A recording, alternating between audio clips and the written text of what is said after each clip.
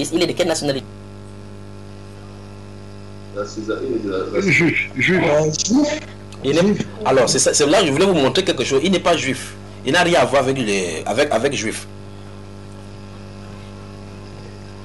Vous avez entendu parler de Hérode le Grand dans les Saintes Écritures? C'est un de ses fils là-bas. Amen. Voilà. Et vous remarquez qu'il fait partie des 7 diacres. Les 7 diacres sous lisez Actes chapitre 6 qui avaient été choisis avec Nécor. Et parmi tous les 7 qui avaient été choisis, il n'y a aucun juif parmi. Parce qu'en réalité, on dit que les hellénistes c'est commencé à se plaindre par rapport aux femmes hébreux, par rapport aux distributions qu'ils devaient faire. On dit cherchez, choisissez parmi vous, les hellénistes qui se plaignent là. On sait parmi eux qu'on a choisi Étienne, qui veut dire couronne, n'était pas un juif. Mais il était bouleversé, il bouleversait le monde par le Saint-Esprit qui était en lui, pas vrai? Philippe l'évangéliste n'était pas un juif. Il n'était pas un juif, mais regardez comment le Saint-Esprit l'a utilisé en Samarie et ainsi de suite. Mais justement d'aller au niveau de la question, c'est les femmes ont-ils le don spirituel?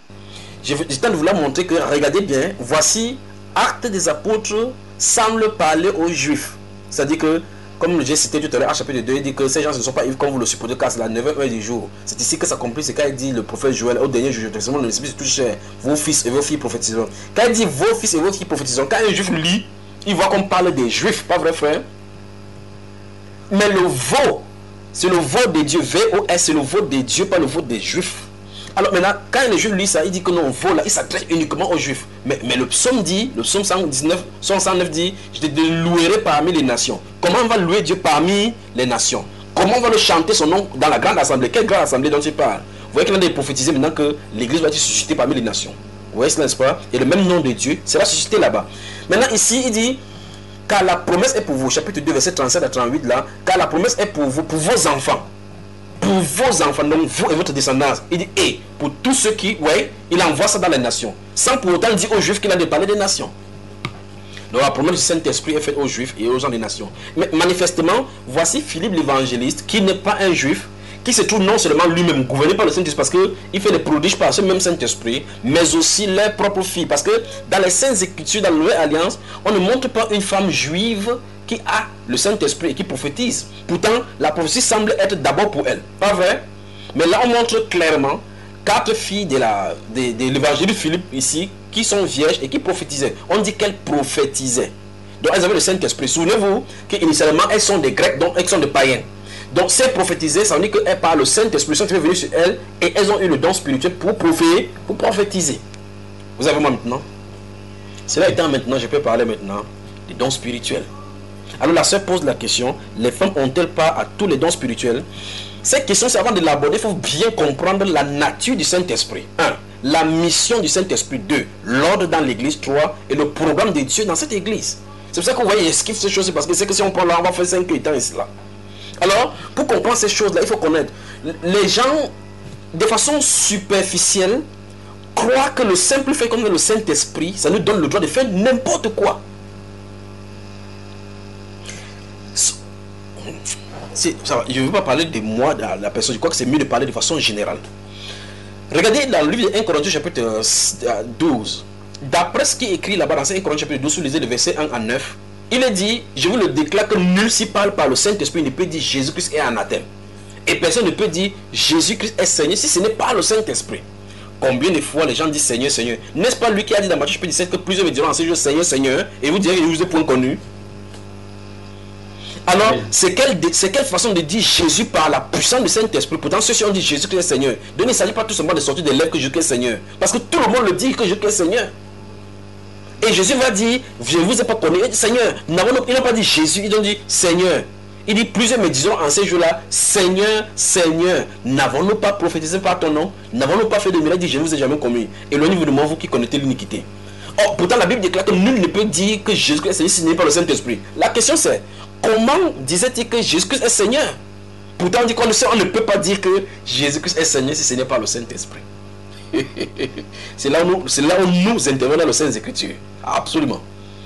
Il y a de quoi, c'est comme si on veut nager dans l'air là maintenant. C'est là où nous, on intervient.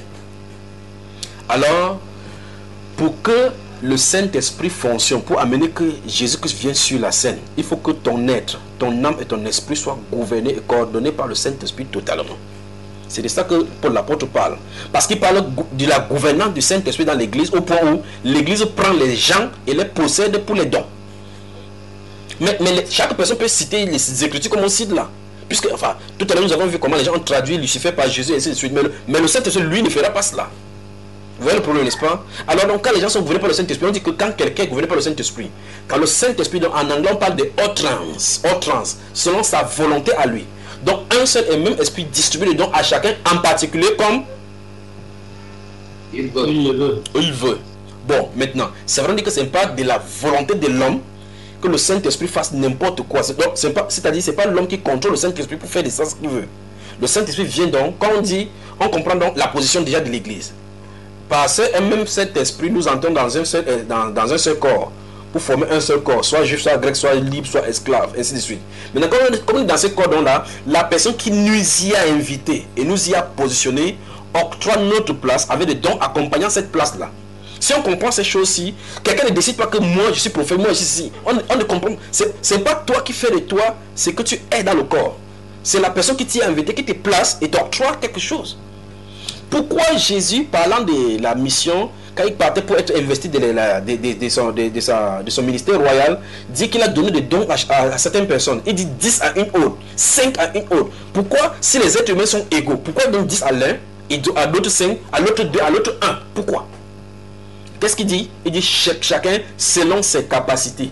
Donc en octroyant les dons, il sait que telle personne va gérer telle chose. Donc quand vous voyez quelqu'un, vous voulez imiter sa part, sachez qu'à chaque don est institué des persécutions y afférentes. Donc quand il dit que non, Seigneur, fais-moi, utilise-moi comme Paul. Comme Paul, hein? Ok. Attends-toi à la dimension des persécutions de Paul. Mais personne ne dit, Seigneur, donne-moi d'être intègre comme Job. Parce que ton intégrité comme Job sera testée. Si tu dis, donne-moi d'être intègre comme Job, ton intégrité sera testée. On va tester ta loyauté. Il va dire, Seigneur, donne-moi de frapper son père, ce qui compte pour manger là. Donne-moi de frapper son travail. Il dit, ok, frappe-le comme Job, parce qu'il a dit qu'il aimait Job. Frappe-le comme Job, tue même sa femme, même ses enfants, mais ne touche pas à sa chair. Il va voir. Après, ça fait 2 jours, on fait pas en part. Tu dis, frère Julien, intercède pour moi, c'est fort. Job n'a pas crié à l'intercession. Vous entendez ça, frère, ma soeur? Donc, quand chacun porte sa parole, quand vous priez, faites attention à ce que vous en allez dire. Alors, la dimension du Saint-Esprit dans la vie de quelqu'un correspond à l'appel et aux données que Dieu a voulu pour cette personne-ci. Amen. Gardez-vous à l'esprit en toile de fond que le Saint-Esprit n'est pas de l'air, ce n'est pas l'eau.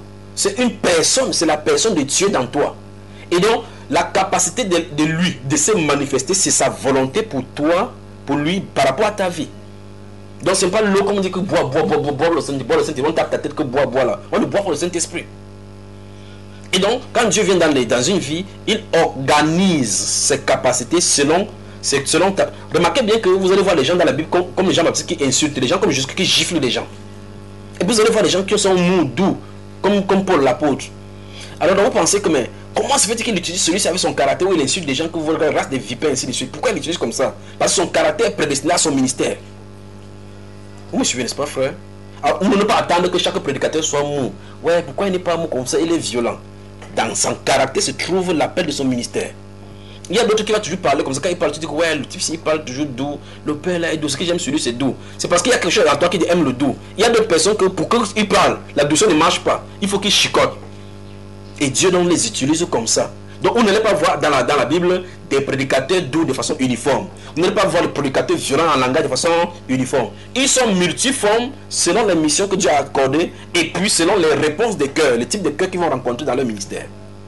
Amen.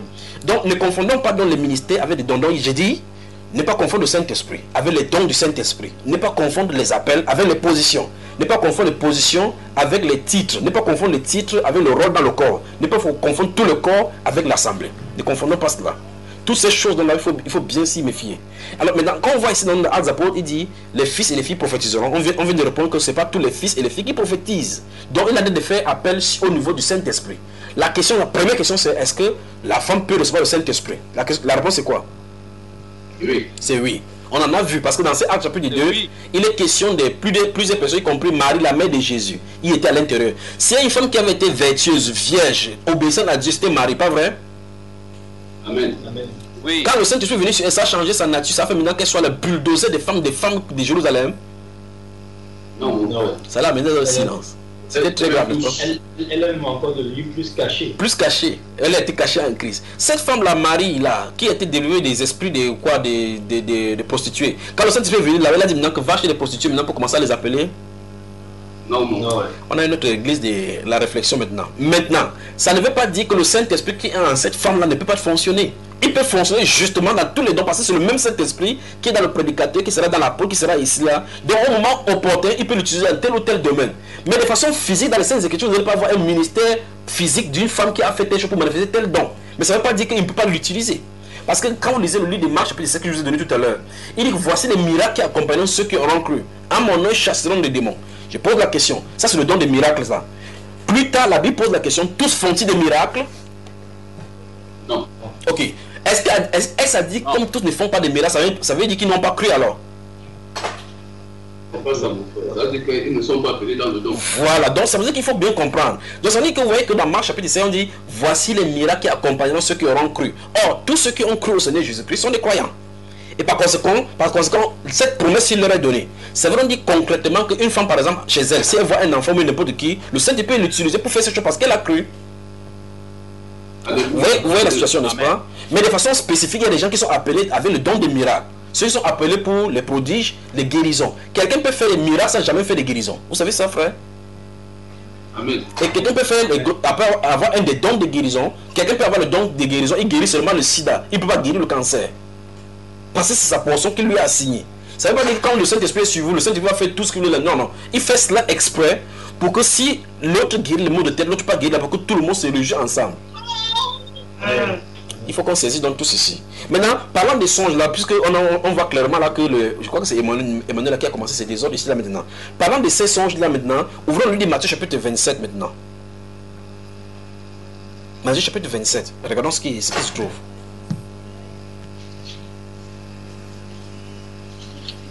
Matthieu chapitre 27, 2 et 7. Nous y sommes, mon frère. Oui.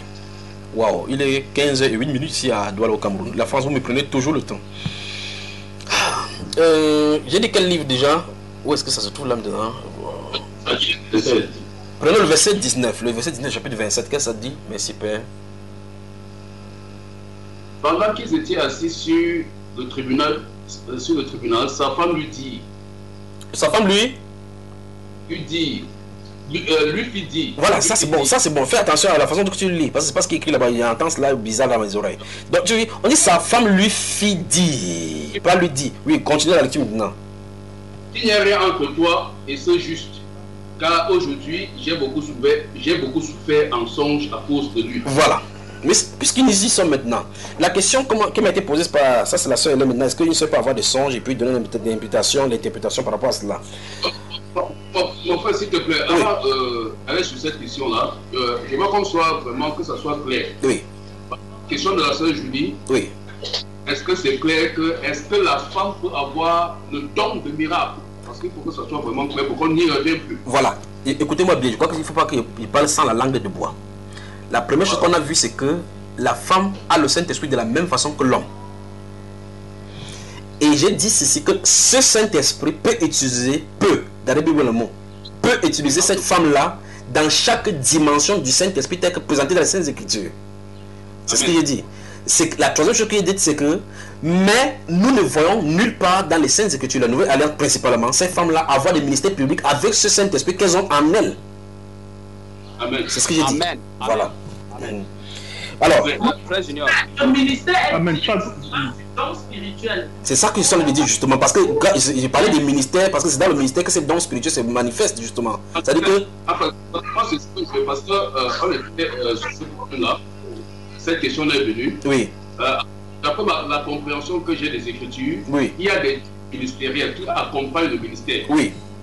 Et c'est donné aux gens qui, comme je parlais tout à l'heure, on voit même dans l'Ancienne Alliance, Dieu, la femme ne partait pas en guerre. Oui, exactement.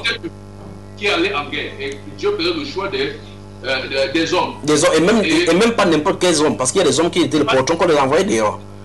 et ce serait dans l'exhortation avant que tu n'arrives, on était en train de s'encourager dessus. Oui. Pas n'importe quel homme. Oui. Il y a des hommes qui remplissent leur ministère, ils sont cachés. Oui. Donc, ils ne sont pas. Donc, c'est le Seigneur qui choisit qui va en guerre. Il veut vous parler. Je vais vous parler maintenant d'un dossier, le dossier de la terre, ce qui est écrit au ciel. Je vais vous parler d'un dossier qu'on a ouvert là-bas. Il peut vous dire là maintenant. Hein? Oui, mon frère. Amen. Vous êtes prêts à ce qu'il vous dit? Amen. Dieu va utiliser les femmes telles qu'il n'a jamais utilisées dans aucune dimension de l'existence de l'Église sur la terre. Voilà, c'est un dossier qui est réglé en haut. Pardon. Vous m'avez suivi? Vous m'avez suivi? On n'a pas compris. Non. J'ai redit encore, écoutez bien cela. Non. Voici un dossier qui est en haut, qui est réglé. Donc, quand vous feuilletez, vous voyez les articles qui sont écrits là-bas. L'un des articles dit, en cette dimension des dernières heures, Dieu va utiliser les femmes telles qu'elle n'a jamais utilisées dans la puissance du Saint-Esprit dans aucune des générations de l'Église. Ça, c'est un des articles. Je suis venu vous dire certaines choses même pour les choses de la terre. Cela. Donc, écoutez bien cela. Voilà. Amen. Amen. Je recommence encore. Amen. Je vais le dire, je vais le citer un article qui est en haut. Oui.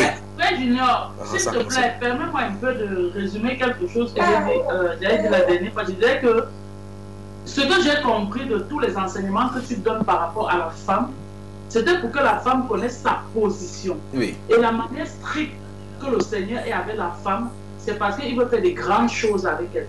Et tu as d'abord voulu faire le nettoyage afin que le féminisme sorte de nos têtes, afin que toutes ces choses que le monde a mis dans nos têtes là, que ça sorte. Oui. Maintenant, que le Saint-Esprit vienne prendre place et gouverne entièrement, et pour pouvoir utiliser la femme dans la dimension qu'il veut utiliser la femme. Je dis Amen. Et quand elle va entrer, personne ne posera plus la question. La femme peut manifester telle chose et se manifestera au travers des femmes s'il le veut. Amen. Ça, le résumé de Mais la règle qui encadre la doctrine est là. Amen. Voilà. Amen. Je recommence encore ce qu'il vient de dire. Il y a un dossier au ciel que nous avons déroulé. Et dans l'un des articles, parce qu'il y a pour les pays, pour les présidents, les décrets qui sont sortis et autres là-bas, l'un des articles stipule, je ne sais même pas pourquoi ça dit même de ces choses-là. L'un des articles dit que ainsi dit le Seigneur, Dieu est sur le point d'utiliser les femmes telles qu'il n'y en a jamais utilisées dans aucun des âges de l'Église. Au point où ça va confondre la sagesse des hommes. Amen. Donc c'est un des articles qui dit cela. Je crois que nous avons répondu. Oui, je crois que nous avons lu tout à l'heure le livre de Matthieu chapitre 27, le verset 19, parlant maintenant de la femme d'Hérode, enfin la femme de Pilate. Vous vous souvenez que nous sommes ici au moment où Pilate devait livrer le Seigneur Jésus pour le crucifier. Et Jésus était ballotté maintenant de lieu à l'autre. Cette femme-ci était une croyante, la femme de Pilate à elle. Maintenant, je pose la question, qui lui donne le songe? Parce que là, nous sommes de vouloir toucher le cas de la sœur. Là, je vais vraiment vite parce qu'on a de me mettre la pression là-bas parce que les gens sont là. Vous ne voudrez pas que ces gens-ci... Il faut que chacun sorte d'ici, au sein dans cette maison, c'est aussi libre aujourd'hui. Alors, j'ai dit, qui a donné le songe à cette femme-ci, à la femme de Pilate? Le ciel. C'est le ciel. Là, je pose la question. Qui était censé, qui est responsable pour prendre la décision pour livrer ou bien pour ne pas livrer Jésus?